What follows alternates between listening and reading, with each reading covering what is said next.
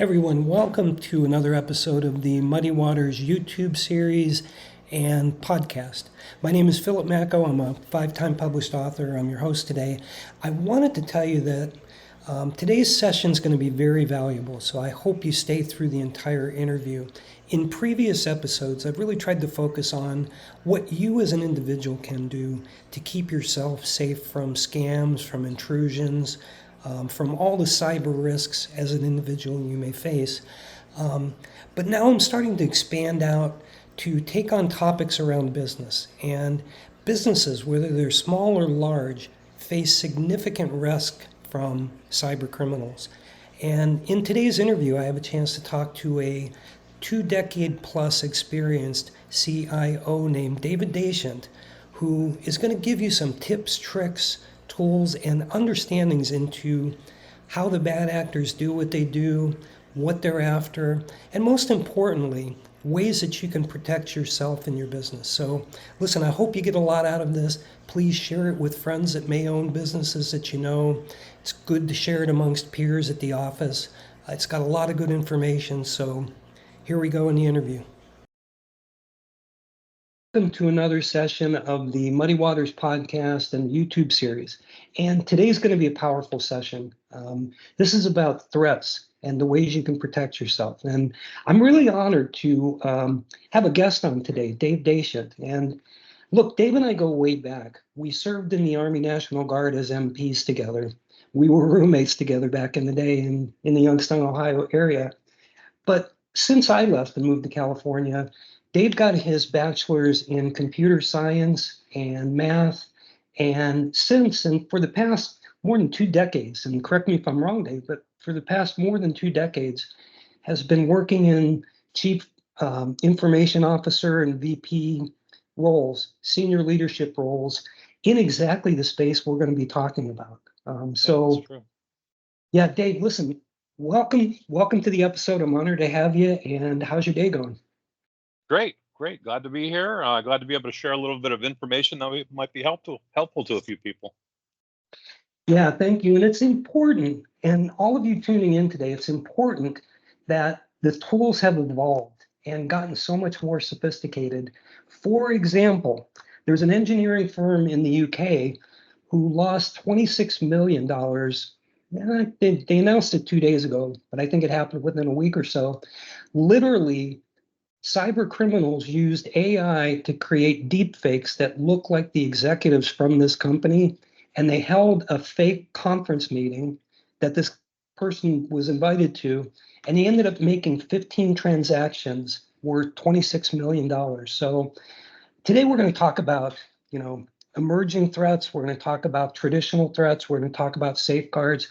Let's start with this, Dave. What are some of the things that individuals and companies both need to be concerned with as it relates to the bad actors that are out there? Well, a lot of the things that are happening today are happening behind the scenes, and some of them are very technical. So you have to be able to protect yourself. Some of them are social engineering. They're people interacting with you and trying to con you into something. But I'm going to start by talking a little bit about the technical aspects of what people can do and what's happening. So one of the things that is applicable both to individuals and to businesses are updates. You often see your Microsoft operating system, it wants you to update. It wants you to do these security updates. And a lot of people try and ignore that or push it off, or that is critical because it doesn't matter how much security you have on your network. If you have a flaw in your operating system that a bad actor can use as a hole to get through your security, none of that security matters. They have a direct pathway into your computer from your computer, if you're on a business network, into everybody else's computer. So updates are critical. And an individual computer or an individual family's household, they might have 3 or 4 computers that need to be updated. In a business, there could be 20, 30, 100, 1,000 of them.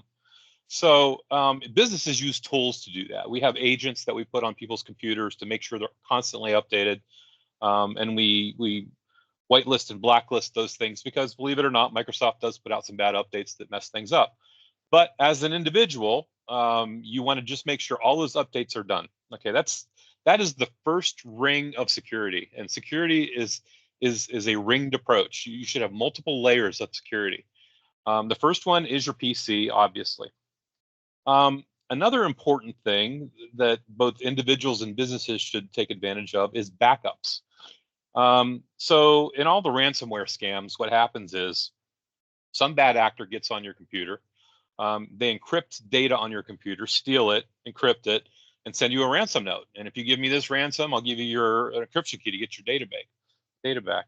Sometimes they actually do give you that. Even if they do, it's so messed up that it's very difficult to get working again. But one of the sure ways to defeat that is have a good backup. If you have all of your data backed up from before they got something on your computer to encrypt it, all you have to do is go to that backup from that period, restore it, and you can ignore them. You might lose a few days of data, but you have your data back. You didn't pay anybody a ransom, and it's not encrypted. You don't have to decrypt it or reinstall anything. For an individual, there are lots of online backups you can use. For businesses, we tend to be a little more sophisticated. We want to have something that has a device on site that backs up your data in your server, or the data that's stored on your server, which most data should be in a business environment. And then it can also act as a server if something happens to your server. So it can actually substitute for your server. But both of those scenarios also put something in the cloud, because even if the device on your local network gets broken into and encrypted, we still can go to the cloud, run your server from the cloud, or get your data back from the cloud. So those are a couple starting points. Do you have any questions on those, or do you want me to go into some other things? Yeah, I actually do have a question. So I love the idea of the ringed approach to security, and I think you're starting with fundamentals. And here I am sitting here, I have a Mac. I'm looking at Microsoft having 2 updates I didn't install yet. Guess what I'm going to do right after this? Yeah, you definitely want to keep up on those updates. Absolutely. Yeah, I do have a question on backups. For those of you who are individuals, when we don't have the bandwidth and financial resources to have massive IT environments, are you at risk if you have a backup to a local hard drive that's attached to your computer? Should it be a separate thing? Should you unplug it after the backups and replug it in, or should you do it on the cloud? If it is plugged in when a invader gets on your computer, it's compromised. Not only will they get that data and encrypt it, they will destroy it. So if that's the simplistic route that you need to take because of cost or whatever, unplug it.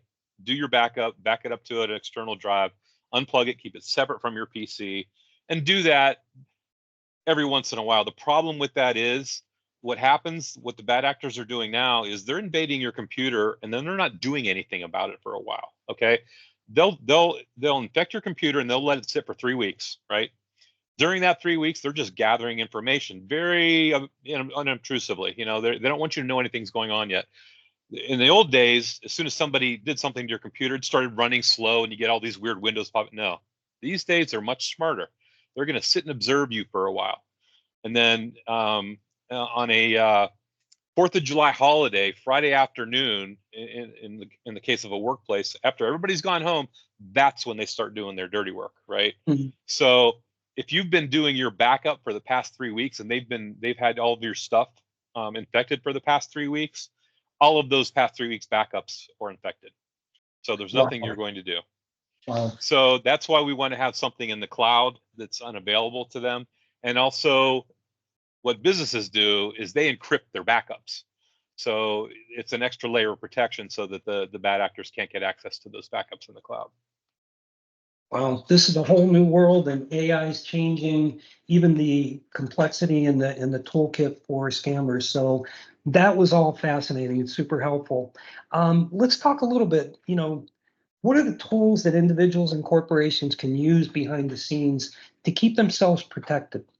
Okay, so one of the best things that businesses can do, we talked a little bit about the scenario where the bad actor waits until Friday afternoon. Okay, so Friday afternoon, the bad actor releases his virus and it pops an alert because you have antivirus. Anybody with any sense today has some kind of antivirus on their computer. So it detects this thing Friday afternoon when they start doing bad stuff. It pops an alert. Well, your IT person or your MSP, which is a company that takes care of your IT, they're going to get an alert. Unfortunately, nobody's working that weekend, so that alert's going to sit until Monday generally. By the time Monday comes around, the deed's already done. And the way to mitigate that is something called a security operations center. And most of the good antivirus applications these days have a manned security operations center working 24/7. As soon as that alert is popped, they're instantly notified. A human is instantly working on your issue. They detected something's wrong. If they can't immediately mitigate it, they will shut down your computer and shut down access to from your computer to all the other computers. So Wow. it's instantly dealt with. Now that's a little tough for individuals to justify an expense of a security operations center. Businesses, it's really not that bad. Definitely the way to go if you're a business. You want to have not just antivirus anymore. You want to have antivirus that has an accompanying security operations center. Okay. Other things that you can do are things like so there's a product called Cloud Response, and a lot of times things happen overseas. And when things are initiated overseas, it's a trigger point that allows software to say, hey, something's wrong here. Why is Bill logging in from China? Bill doesn't live in China, right? So it knows that, and this is where the AI stuff comes in a little bit. It knows that you don't live in China. It sees a China login. It instantly pops an alert, even though it hasn't really detected a virus or anything wrong yet. It notices something's wrong here. So Hmm. it's going to say, okay, Phil, I'm going to call you. Why are you logging in from China? And you're going to say, oh, I'm not logging in from China. All right, we've got a problem.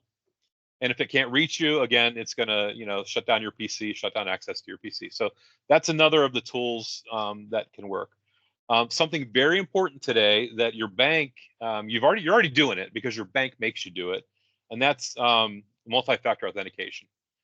Any software that will allow you to do multi-factor authentication where you have a separate device that you have to authenticate with, do it.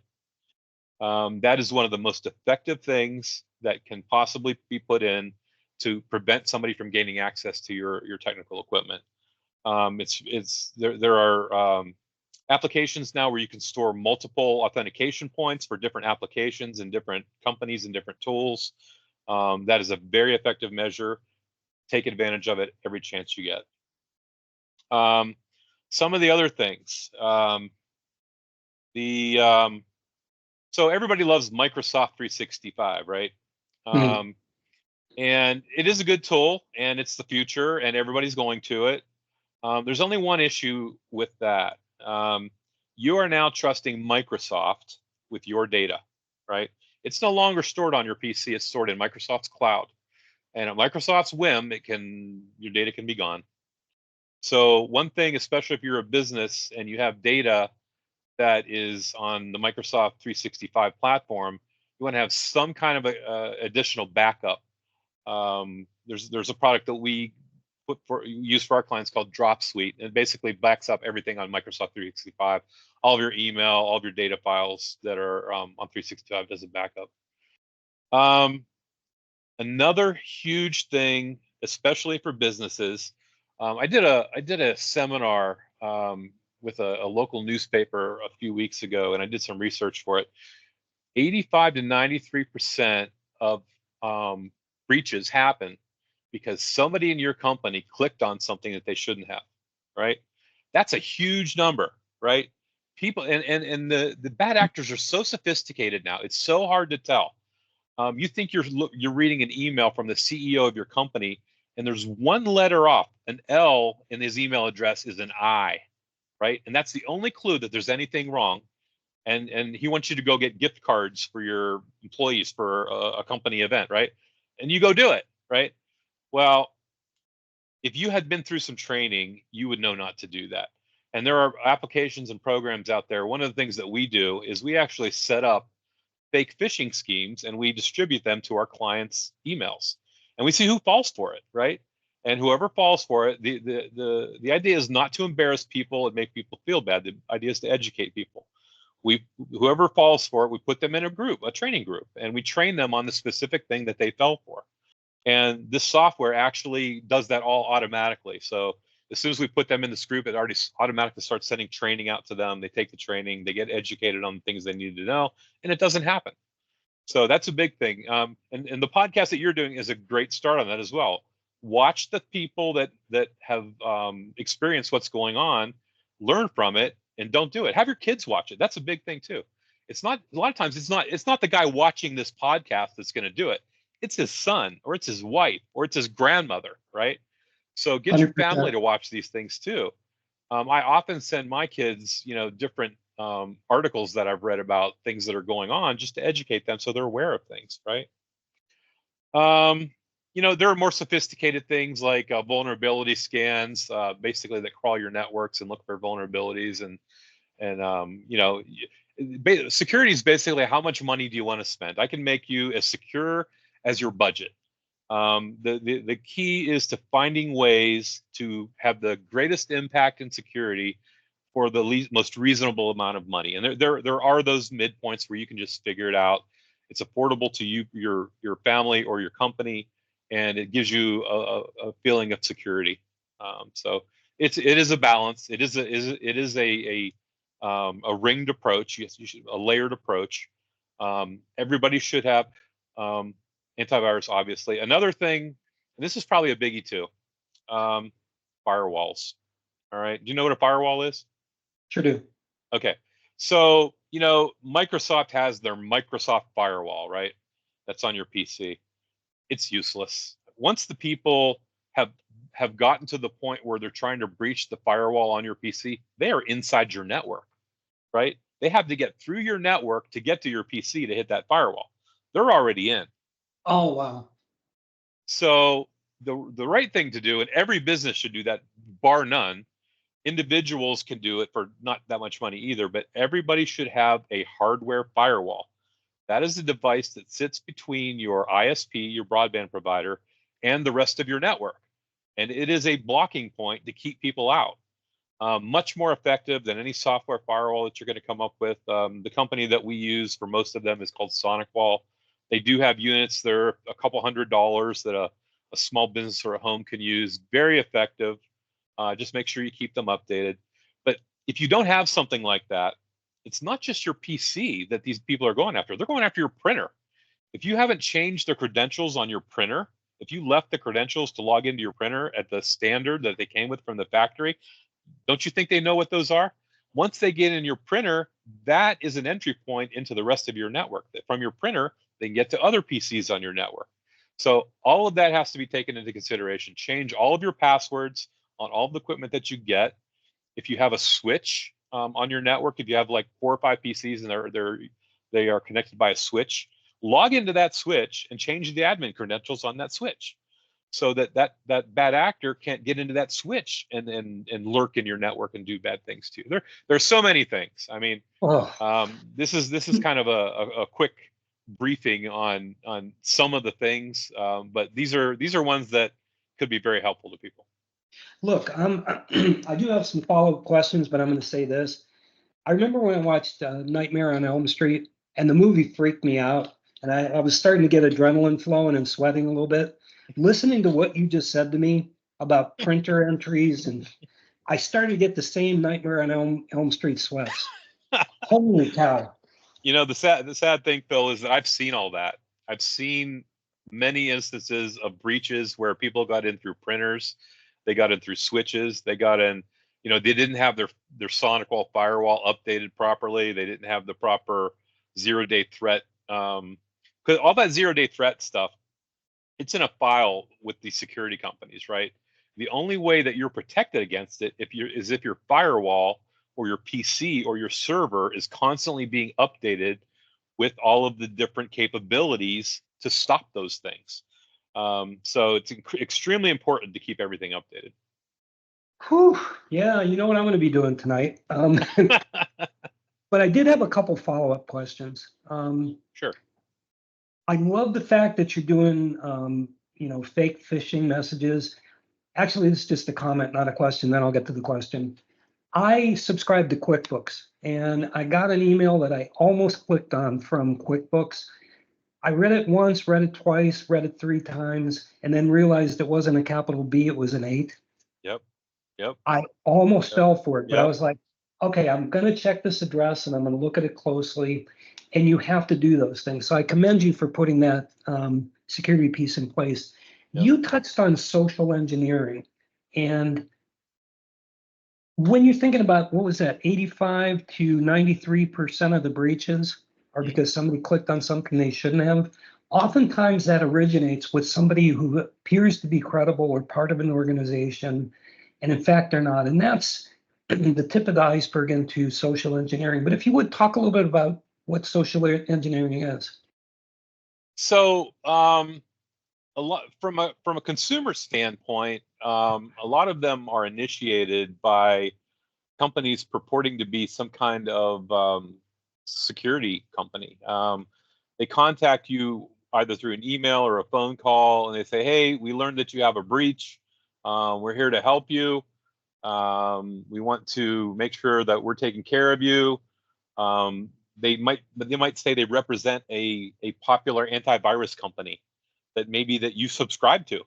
Maybe I'm from AVG. We got an alert that you have a virus. If you're an IT guy, your initial thought is, why would you have an alert that I have a virus? But if you're not an IT guy, you think, well, I've got this AVG antivirus. They must know a lot. I better talk to this guy, right?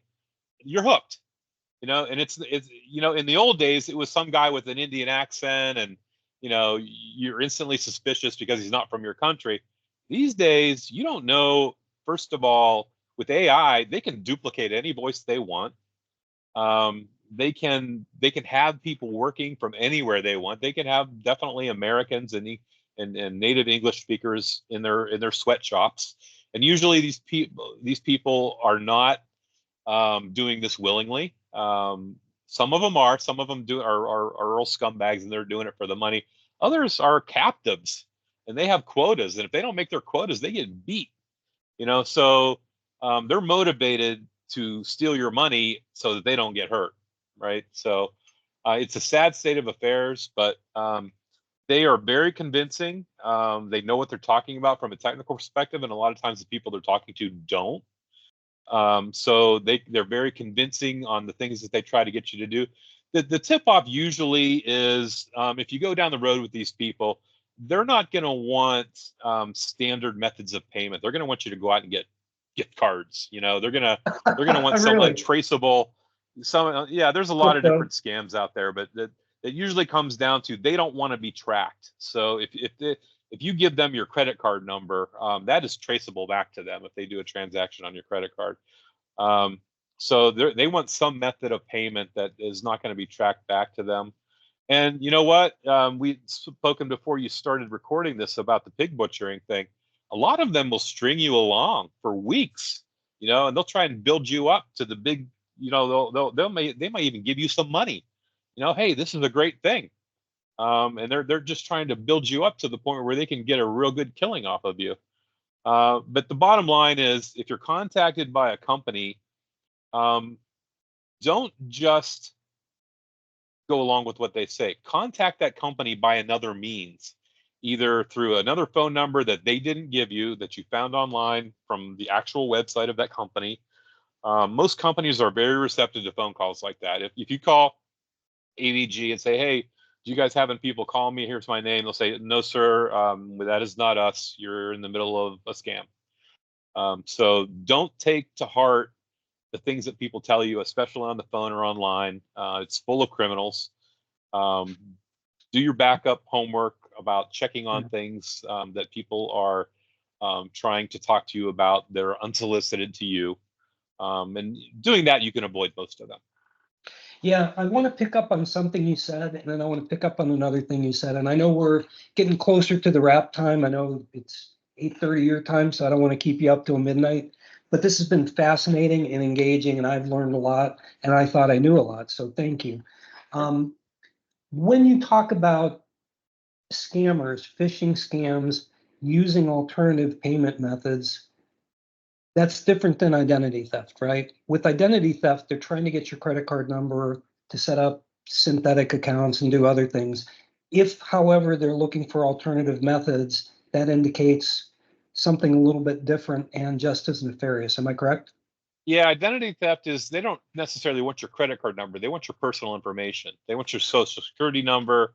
They want the information they need to open an account in your name. And once they've done that, you'll never even know about it because they're going to set up the email address of that account going back to them. They're going to set up the phone number of that account going back to them. You're never going to know about it until they have not paid on that and the creditor tries to search and find you and uses your social security number to find you and say, hey, you owe us all this money. You'll have no clue. That's identity theft. They want to become you. Um, the thing with credit cards now is that the credit card company, that's their problem. If your credit card number gets exposed and charges are made on your credit card, that is not your responsibility. That is the credit card company's responsibility. So that that's still a thing. Like they'll put the scammers or the readers in the gas stations and things like that to get your credit cards. They'll try and charge up. That's a short-term thing though, because they're going to get found out. There's only going to be so many transactions that credit card company is going to allow to go through before they contact you. So that is not a long-term viable option for the crooks. That's a different kind of thing. And the identity theft is completely different. They want your personal info. So Yep. there you go. Makes sense. Thanks for clarifying. And I want to pick up on the other thing you said. Oftentimes, scammers are being held against their will. I was shocked to learn, and by UN statistics in the country of Myanmar alone, there are over 120,000 human trafficking victims who came to Thailand and were taken across the border to Myanmar under the guise of being hired on a job. Yep. And they are working 16-hour days. They're being electrocuted, beaten, imprisoned if they don't hit quotas, sometimes killed. Yep. It's mind-boggling. It is. It's crazy amazing, and it's unbelievable to me that governments in those countries, they must be aware of it, and there must be corruption that they're letting it go by. I just can't understand how that could be going on in a place and nobody could be investigating it. So it's really sad. That's why we need to stay alert, and that's why this session was so valuable. And I hope all of you listening, I hope you got something from it. I hope it gave you a Nightmare on Elm Street moment about something in your system that you can make more secure, steps you can take to protect yourself. Dave, you are a wealth of information. And like I said, I've learned so many things from you. I appreciate the common sense approach you take to things, but also the intensity behind some of the things you've said and how important they are, and bringing it to a common sense level for things we as individuals can do as well as companies. Just really, really value this time. So thank you so much. You're welcome. And it's unfortunately it's all learned through experience. I've seen all these things happen to different companies and people, and it's sad. It's sad that the world is in the state it is with these kinds of things, and hopefully we'll stay ahead in the arms race and eventually make it not profitable or interesting for these people to keep doing this stuff. Maybe AI can help us too. Maybe so. Man, such an honor to have you on. So good to see you again, my friend. Let's stay a little closer in touch, huh? Absolutely, man. Let me know the next time you're in town. We'll do something. Will do, brother. Thank you. All right, man. Hey, thanks everybody for hanging in. And I know it was a longer episode than normal, so I really appreciate you sticking through because it was some important information, as I'm sure you agree after listening. As always, if you got something from this episode, please click the thumbs up button. If you haven't done so already, please subscribe.